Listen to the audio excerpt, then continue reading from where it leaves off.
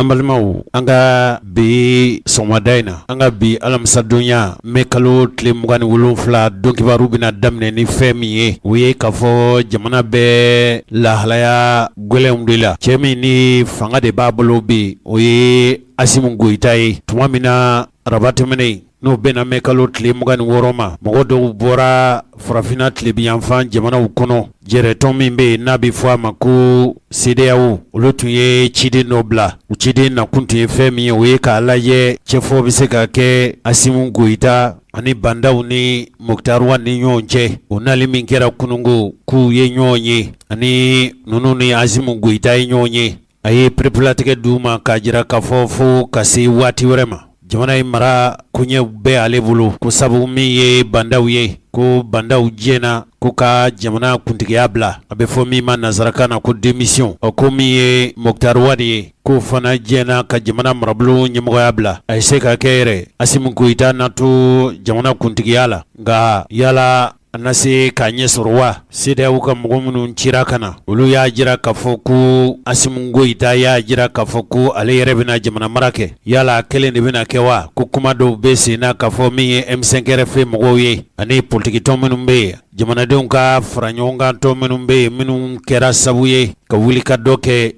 Ibrahim Boubacar Keita ka fanga imbise ka bimbi nchugomi okumi colonel ingara ku chendo ku bandaw blara Asimu Goita fe Moktar Wani fana blara kwa kera kunungu dugutlafe ku yu bla nga yu bla ni gundoye kuni mafla bela jele ku taruka dimbaya kono miye M5 RF mogoye yala ulu bina barake ni Asimu Goita nofe mogoye wa Chugal kukala maiga nyingali minkera jabi min sorla fe o jabi nunu fleni. Comité stratégique kumbe réunion badola bi. Amatla kumana, amatla nyonyela. Décision mintara oye ka fo kuma shite fo presi e bi. Nantela kuma na domina amba wele ka a résultat fo bi. No o te fo kuma te antese ka anga débat te se ka bokene ma nantela la débat la ultima amba anye fo ye. Aya famu.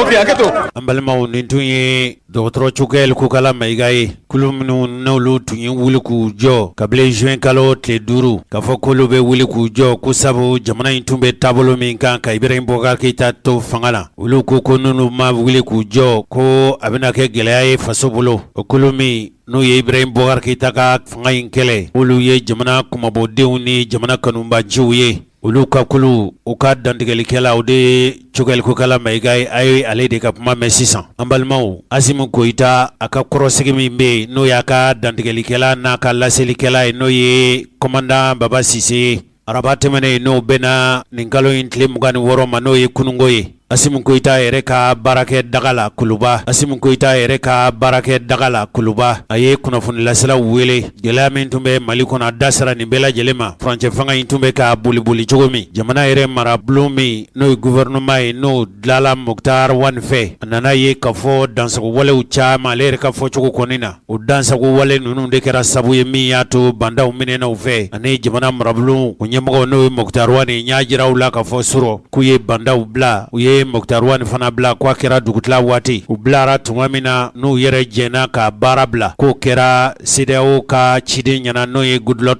Jonathan ye Asimu Goita ka korosigi ay nyafolike kumi yato ulu ye ni wale inke ay dantigeli minke ako preplatike de kene ye ni ye ulu fe kafoko bandaw president bandaw ani aka jamana marabulu nyamogo no Moktar Wani ku yere jena ka barabla ko preplatike kera wa akera mogo nyana mogo mi no ye CEDEAO mogo ka chidenye o mi banga jamana kono yabi o la halaya minumbe no kera sabuye kanani fonyongay uluni Asimu Goita ni nyonche nana wajibi Asimu Goita ma aka nunu mbulu bo barala adasira ni bela jelema ayajira fana kafo komi ye bandawiye kwa ya ka barabla aka kuntigia ku ayo joro bla ku prepare tike kera Goodluck Jonathan yana no ye CEDEAO ka chide la halaya minun tumbe no de tiyato jamana intunjora keleku ay ni bela jelen nyefo menye Asimu Goita ye kwa isiko ni damajara bela jelen ke jamana kana seni yoroima kunga ku amato ale tala ale dunga hamina ko ye jamana basigide chugomi amisika famiyali soro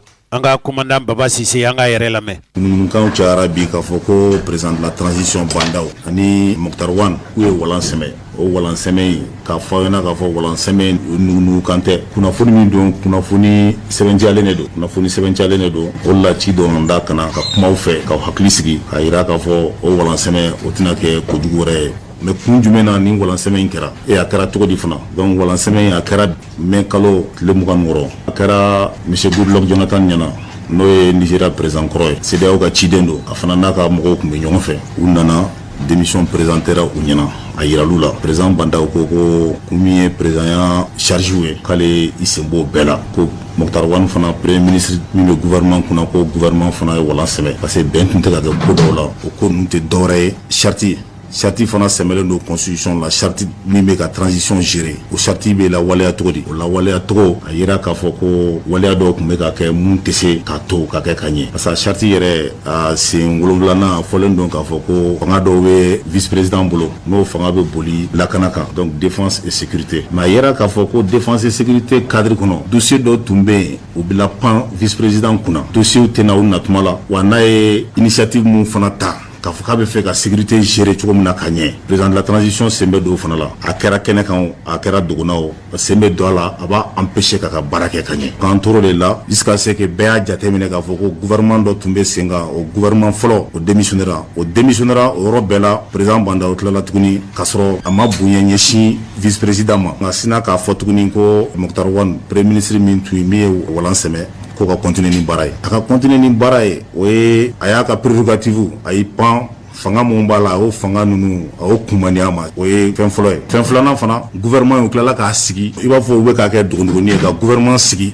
vice président ma bɔ a kalama parce que mɔgɔ mun kan ka taa n'olu bɛ relever a la ni finidonnaw don o finidonna ninnu olu kan vice président de ka kumakan laban kan ka fɔ président ye ka fɛn dɔw sɛbɛntiya a bɛ se k'a fɔ karisa bɛ bila yen karisa kana bila yen donc mɔgɔ minnu yɛrɛ bɛ yen ni minnu t'u dɔn minnu bɛ terrain kan n'olu bɛ ka sɛgɛnbaw kɛ o tɛ mɔgɔ minnu dɔn u taara olu de ta k'a fɔ k'u bɛ n'olu bila mɔgɔw kunna k'a sɔrɔ u ma vice président ɲininka donc finalement est ce que olu bilara la de pour que ka se ka Mali sécurité ko ɲɛnabɔ ou bien u bɛ fɛ ka plaisir kɛ dɔ de ye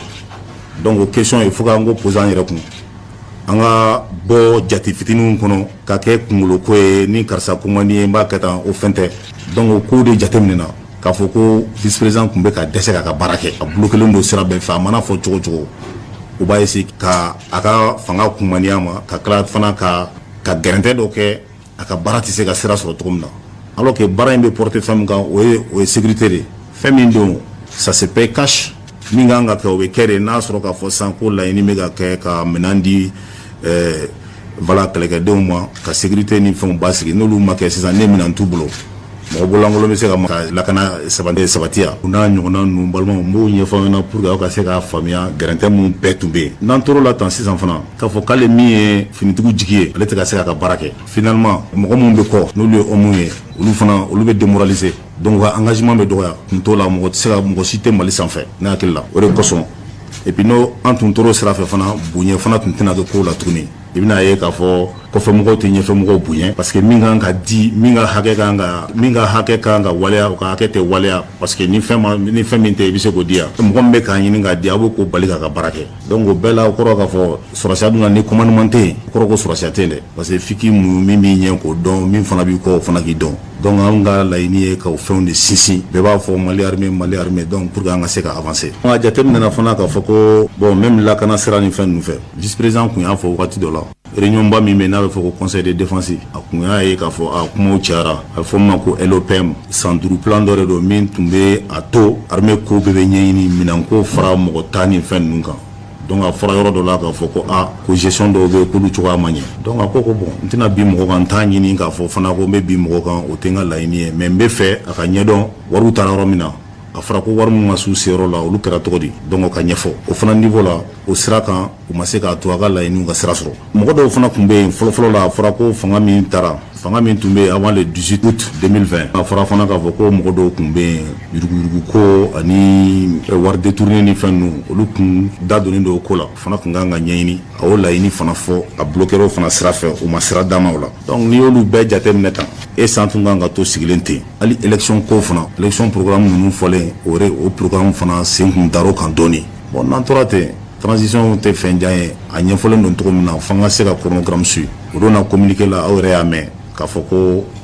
nin ko mun fɛn fɛn kɛra mɔgɔw k'a bila u kunna k'a fɔ k'a tɛ foyi kɛ transition na transition bɛ taa a taacogo la ni ala na kɛra sɔnna wa an ka laɲini y'o de wa an bɛ baara k'o sira de kan fana bon an y'a ye fana k'a fɔ gouvernance sira fɛ gouvernement démissionnera INTM ka grève dɔgɔdalen o dɔgɔdara sini ɲɔgɔn na bi gouvernement démissionnera o dun tun ye tile 5 grève de wa ko n'u ma wasa sɔrɔ fana k'u bɛ se k'a kɛ illimité ye gouvernement min kan ka kow ta en charge k'i ɲɛsin problème ma n'o gouvernement démissionnera face à une grève o grève belebeleba sugu ninnu na mun de kan ka faamuya o la mun kan ka faamuya o la sisan tɛ ka yɔrɔ langolonya pour que problème yɛrɛ kana gérer o bɛ gérer Mali économie kan a bɛ fɛn bɛɛ empêcher bon a bɛ ka ɲinɛ mun fana kɔ ça a des conséquences sécuritaires parce que sécurité fana bɛ alimenter voie mun fɛ an bɛ bolifɛn mun ye taa ni ka segin ni fɛnw na fɛn mun bɛ bɔ port la ka na sécurité fana ka équipement bɛ se ka na o fɛ donc n'a fɔra ko équipement bɛ na grève bɛ ka kɛ dɔnniw sen b'a la bɛɛ sen b'a la yɔrɔw bloquélen don aw b'a fɛ cogo di an mago bɛ fɛn mun na an k'u sɔrɔ u sɔrɔ tuma la pour que ka se ka baara kɛ ni wasa ye ka population lakana o fana la a b'an bɛɛ pousser an ka hakili jagabɔ kɛ an k'an miiri k'a fɔ ko mun tun bɛ sen na mɔgɔ b'i yɛrɛ ɲininka finalement u tun bɛ Mali ko de la u bɛ mun wɛrɛ ko la a yera fana k'a fɔ ko même Moktar Wan a tun bɛ jamana gérer cogo min na o gestion fana tun man di mɔgɔw ye parce que a fɔra ko kɛrɛfɛmɔgɔw ka ko o tun b'a la donc kɛrɛfɛmɔgɔ ko ni fɛn ninnu i b'a fɔ k'a kɛ kunkolo ko ye bon ministres fana n'u bɛna don baara la sisan a bɛ fɔ fɛn dɔ ma séminaire gouvernemental k'a yir'u la k'a fɔ i ka baara cadre ye nin ye donc i b'a fɔ an bɛ mun fɔ sɔrɔ les limites gauche et droite fɛn caman bɛ yen i bɛ se k'a dɔn i ka baara bɛ cogo min na a kan ka yiriwa cogo min na o ma kɛ wa ministre dɔw fana y'a yira fana k'a ko ma diya olu ye don dɔ la a yira fana k'a fɔ k'u jo b'a la parce que u ka hakɛ de tun don donc n'i y'o ko ninnu jateminɛ sisan fɛn dɔ fana bɛ yen o ye élection ko kuma ye tari sen dɔ ko premier ministre sen donna élection ko kuma fana la administration territoriale c'est vrai o bɛ dépend primature la mais o de ka prérogative don pour que k'a gérer a interférer o la i b'a fɔ k'i sen don fɛn na i man k'i sen don min na a kun sen bɛ se ka don a la taalen ɲɛfɛ mais wagati dɔw bɛ yen i man k'i sen don la parce que mun b'a dɔn olu de kan ka baara kɛ ka tila ka taa d'i ma fana o jateminɛra point laban bɛ se ka kɛ mun ye sisan o ye mɔgɔ mun minɛlen don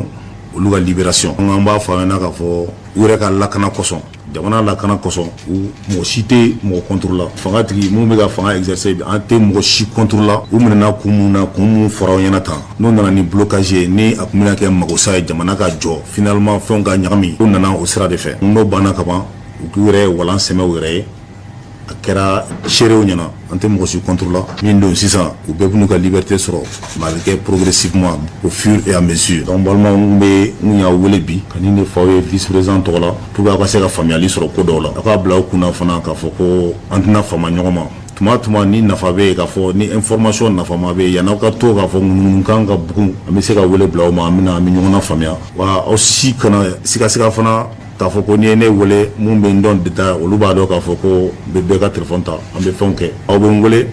ni information min bɛ yen an bɛ se ka a confirmer an bɛ bilasirali kɛ o de tun bɛ n fɛ k'a fɔ aw ye n balimaw aw ni ce. n balimaw nin dun ye commandant Baba Sise commandant Baba Sise ale ye bandaw ale ka kɔrɔsigi kɛrɛnkɛrɛnnen de ye min ka baara ye bandaw ka baara ninnu a ka jɔda a n'a ka laselikɛla ye a ye nin dantigɛli kɛ kunungo mɛ kalo tile 26 a kɛra bandaw yɛrɛw ka cakɛ bondasu kɔlɛ min n'o bɛɛ kuluba a ye a ka kumaw mɛn a ye fɛn minnu fɔ a y'a jira k'a fɔ ko min ye Asimu Goyita ye ko ale bɛ kuntigiya la ale bɛ o de ka ci la o Asimu Goyita ko de ye jamanakuntigi an bɛ don min i n'a fɔ ko bi nka ko min ye bandaw ye ani Moktar Wan ko ninnu jɛna ka baara bila ko a kɛra CEDEAO ka ciden ɲɛna n'o ye Nigeria jamanakuntigi kɔrɔ ye ko o ye seere ye bandaw ani Moktar Wan ka baara bila la o Nigeria jamanakuntigi kɔrɔ ko ni bandaw yɛrɛ kumana ani Moktar Wan fana kumana a ko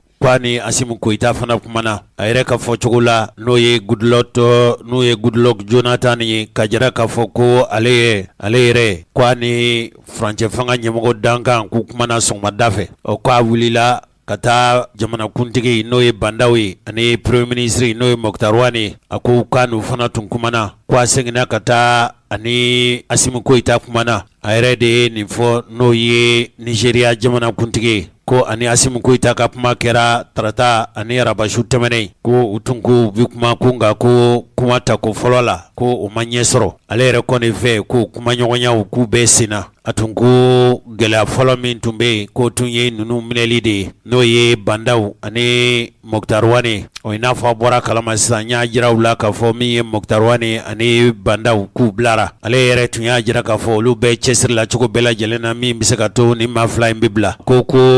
u ka kumaɲɔgɔnya filanan ye jamana marakulu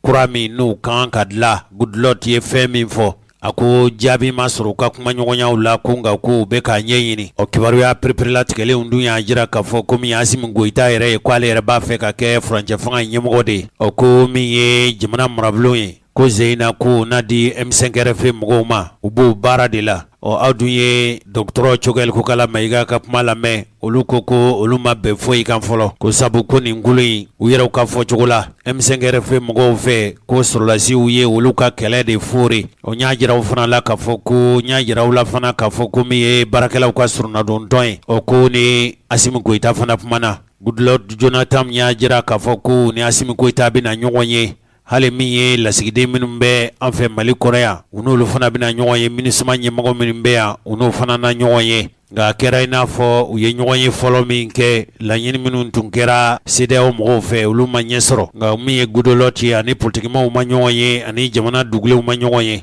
farafinna yɛrɛ tilebiyanfan jamana kuntigi olu kan ka ɲɔgɔn ye kɛrɛnkɛrɛnnenya don nata ninnu na lahalaya min bɛ Mali kɔnɔ yan yala u bɛ ka kangarida min kɛ k'a fɔ ni Mali ye ko kɛ ko minnu tɛ bɛn ko yala u bɛna ɲangi ta ka Mali sɛgɛrɛ wa an kɔni sigilen bɛ k'o jaabiw de kɔnɔ.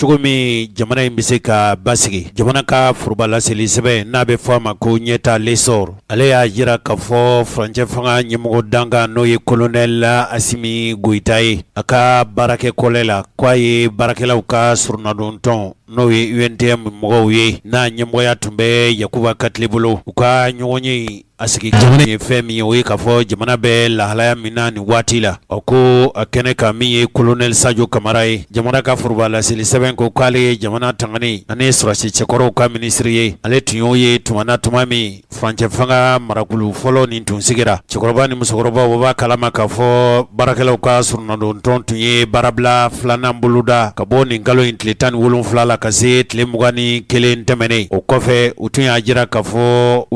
u ye baarabila boloda siɲɛ filanan in na dɔgɔkun tɛmɛnen ka tugu ɲɔgɔn kɔ a sɔrɔla fɛn min fɛ ko u ni jamana marabaw u ma ɲɔgɔn ta ye o ni lahalaya in o kɛra sabu ye min y'a to furancɛ fanga ɲɛmɔgɔ fila ninnu minɛna u tun minɛna n'o ye Bandaw ani Moktar Wane ye o baarakɛlaw tun ye lajɛ kɛ mɛ kalo tile 25 tɛmɛnen u ko olu tun ye baarabila min boloda k'u ye baarabila in k'u y'a wuli a wulila sabu olu tun y'a jira k'a fɔ k'a daminɛ nin kalo in ntɛnɛn tɛmɛnen n'u bɛnna nin kalo in tile 24 ma fo ka se juma nata ma u ko n'o tun banna u bɛ baarabila boloda nin kalo in tile 28 fo kudayi fo olu ka hakɛw tun ka d'u ma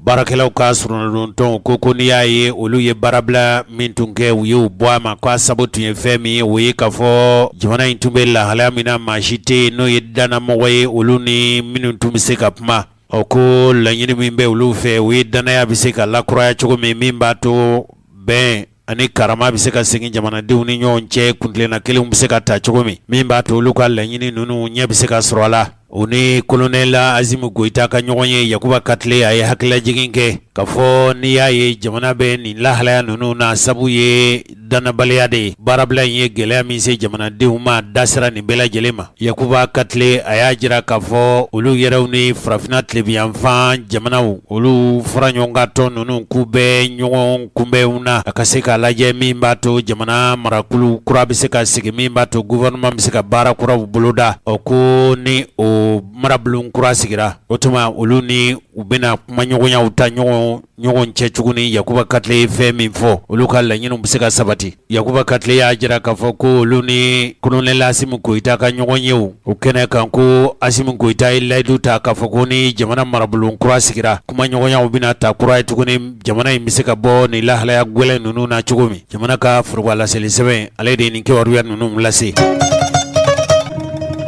An balimaw, mɔgɔ dɔw bɛ mɔgɔ la n'olu bɛ kuma bɛɛ hali kunnafoni lasela dɔw bɛ yen u y'o ɲini ka radio ɲɛta ka kibaruya lase cogo la. Nanzara dɔw de nana an fɛ Mali kɔnɔ yan k'u bɛ fasiri lase bundasow arajosow ka u sanga ɲɔgɔn ma baara minnu bɛ kɛ a kɔnɔna na. U ko radio ɲɛta kɛrɛnkɛrɛnneyana min y'a ka don kibaru ye nin tɛ bila ko ye a bɛ san 3 san 4 bɔ bi ko anw ka kumaw fɔ cogo la tuma caman na an bɛ jamanadenw fitinɛ de ka kɛ jamana marabaw kan f'a bɛ kɛ sabu ye tuma dɔ la jamana marabaw u ka jamanadenw marali bɛ gɛlɛya anw de bɛ jamanadenw farinya jamana marabaw ɲɛ. Mɔgɔ min y'a kuma fɔ kunnafoni lasela don nka ale bɛ sɛbɛnni de kɛ u y'u bila k'u ta k'u bila baara dɔ la tuma dɔ la fɛn dir'u ma. A ye misaliya kɛ o misaliya nana boli radio ɲɛta ka laseli 2 kan don kibaru fara dibi fara kan.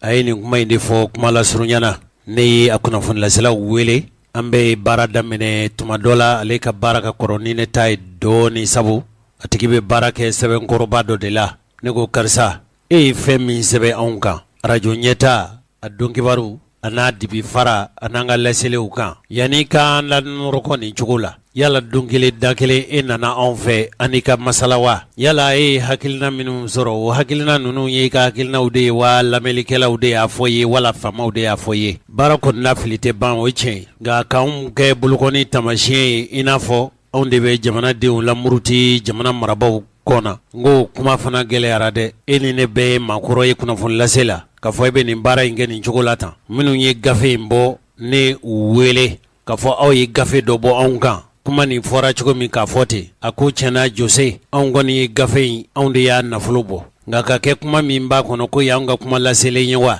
N'i y'a ye an ye gafe in dɔ ta k'a di aw ma a kun de ye fɛn min b'a kɔnɔ aw k'a faamu. Ne ko kuma ye tiɲɛ. Ne yɛrɛ y'a fɔ kunnafoni lasela ye i ka baara in ma ɲɛ diɲɛ fan si fɛ maa tɛ maa jalaki ka sɔrɔ i m'a tigi lamɛn hali ni kiri bɛ maa 2 ni ɲɔgɔn cɛ dɔ nana a ta fɔ e hinɛna o tigi la k'o ka kuma minɛ k'o kɛ hakika ye ka sɔrɔ ani min bɛ ɲɔgɔn na e m'o lamɛn tuma dɔ la i bɛ kɛ kiri fankelentigɛbaa ye e ye filibanci de diinɛ tɛ sɔn a ma hɔrɔnya tɛ sɔn a ma sariya yɛrɛ tɛ sɔn a ma. Nin kuma in bɛ fɔ kun ye fɛn min ye mɔgɔ minnu minnu dama kasi yan hali kɔsa in na kɛ an balimamuso dɔ nana fɛn fɔ an ye a ko fɔyɔrɔ t'a fɛ jigi t'a bolo fo n'a kɛra ala ye. Ne ko ala bɛ jigi bɔ. A ko maa si tɛ yen min bɛ se k'ale dɛmɛ nin ko la k'ale y'a mɛn k'a fɔ ni nana radio ɲɛta la yan tuma dɔ la i b'i lamɛn i bɛ se k'i ta fɔ n ko jaati haki Sisoromani si ka kuma tɛ o bil haki de an y'a lamɛnli min kɛ hali ni bi ta kuma tɛ o kan min kɛra o la kodɔnnen don. Basila n balimamuso a ka den ka janaja kɛra a don ko fɔlen k'a ye wele k'i wele a min sɔrɔ a ye ne yɛrɛ wele ne bɔra kalama tuma min na o y'a sɔrɔ janaja kɛra kaban nka don nata ninnu na an bɛna fɛsɛfɛsɛli kɛ ko kiritigɛbaw y'a ɲini ale fɛ yala a bɛ diɲɛ a cɛ somɔgɔw ka den janaja kɛ wa?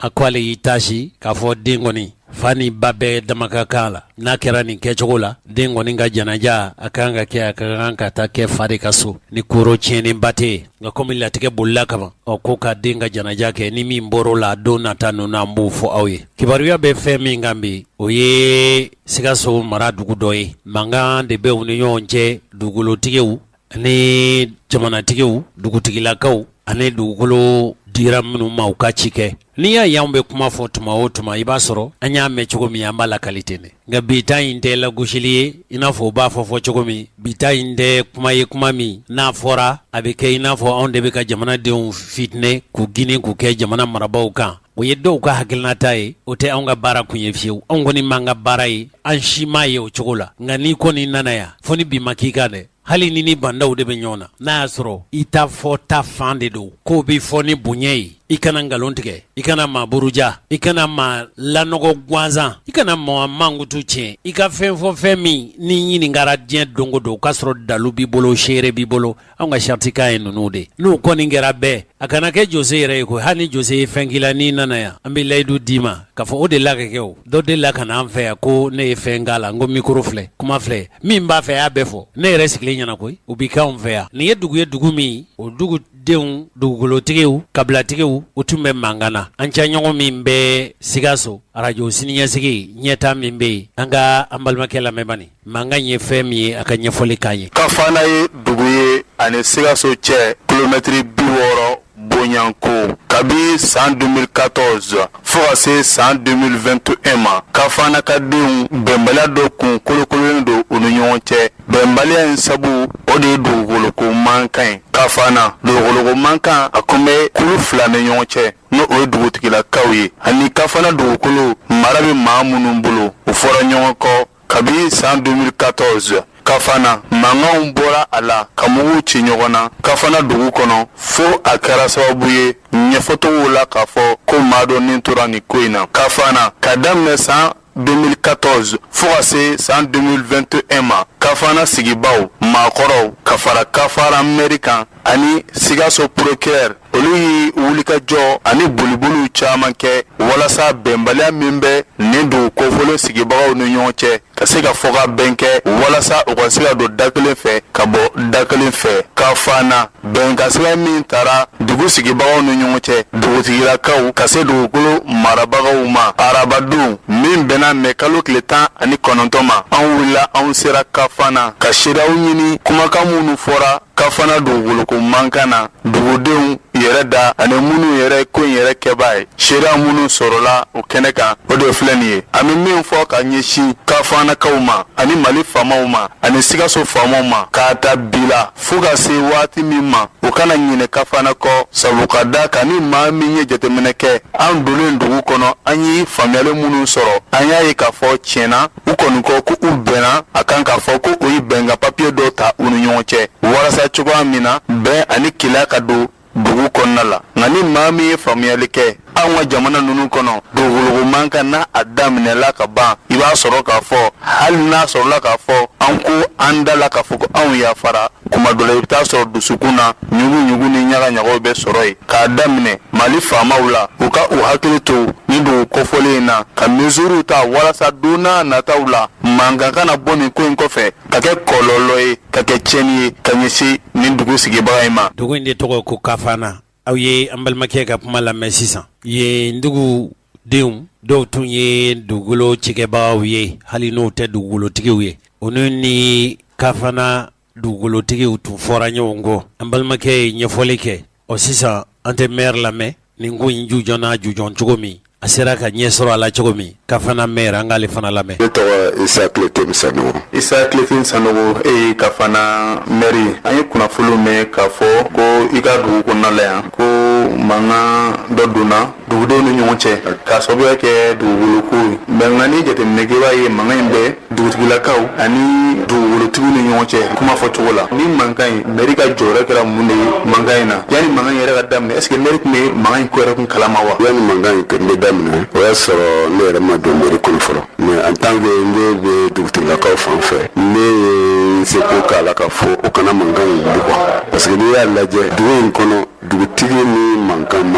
i bɛ mɔgɔw de fɔ ka don ɲɔgɔn na n'o tɛ e ni mankan kɛ mais effectivement ne ta ma mɛn parce que mɔgɔ kelen ka kuma ta man di ala y'a kɛ mankan nana wuli fo ka na ne yɛrɛ don maire kɔnɔ sisan mankan juguyara fo k'a juguya bon n ye se ko k'a la a ma se ka ban ne ka basigi ne ɲɛna tuma o la a nana se yɔrɔ la sa mankan in a bɛ ɲini ka mɔgɔw dɔw bɔ Kafana dugu kɔnɔ sigili yɛrɛ la ne y'a lajɛ ko bon nin bɛ yɔrɔ min na sisan ne yɛrɛ de bɛ taa dugukolotigiw fɛ parce que dugukolotigiw tɛ mɔgɔ ci ka na ne fɛ yan maire kelen nin kɔnɔ k'a fɔ mankan nin sera yɔrɔ min na marifaci min b'a la vraiment fɛn o fɛn ka dugukolo bɛ olu ka foro bɛ olu ka dugukolo kan ko olu bɛɛ ka foro bila vraiment minnu y'aw ci y'aw fo mais ne bɛ se aw ma ka taa aw daale parce que n t'a fɛ mɔgɔ ka dugu bila ko parce que foro t'a bolo donc ne fana bɔra n taara dugutigilakaw fara ɲɔgɔn kan ka ci fɔ o ɲɛna o fana ka o ɲininka mun bɛ aw fɛ sisan o ko bɔn mankan in sera yɔrɔ min na sisan il faut que an ka nin ɲini nin ka ban ni nin ma ban kura de bɛ ka don a la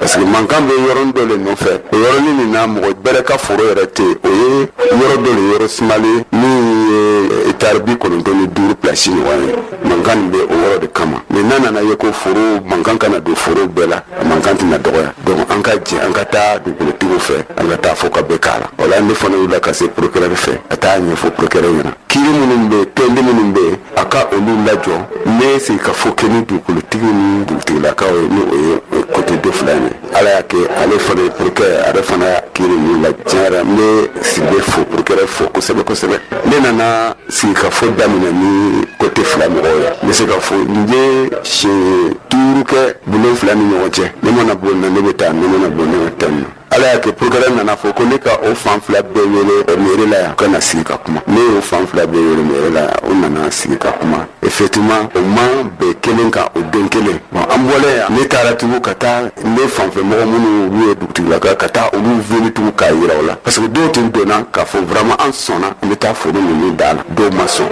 an tora o tan ni ka se la ka taa se siɲɛ 11 ɲɔgɔn ye o la ala y'a kɛ bɛɛ nana sɔn k'a fɔ vraiment nin ko sera min na ni an ma nin lajɔ pour que bɛɛ k'i ka foro sɛnɛ yɔrɔ minnu sumana an ka o yɔrɔ nin ko ɲini jijima jɔlen la vraiment a bɛna se yɔrɔ dɔ la mɔgɔ caman b'i ka se yɔrɔ bila ka sababu kɛ forontanya ye donc an bɛɛ bɛnn'o kan an ni dugukolotigiw fana an bɛnn'o kan k'a fɔ vraiment an ka mankan nin ma da n'an ye nin ma da bɛɛ k'i ka foro sɛnɛ an taara dugukolotigiw ka bulon kɔnɔ an ye siɲɛ 4 kɛ o siɲɛ 4 kelen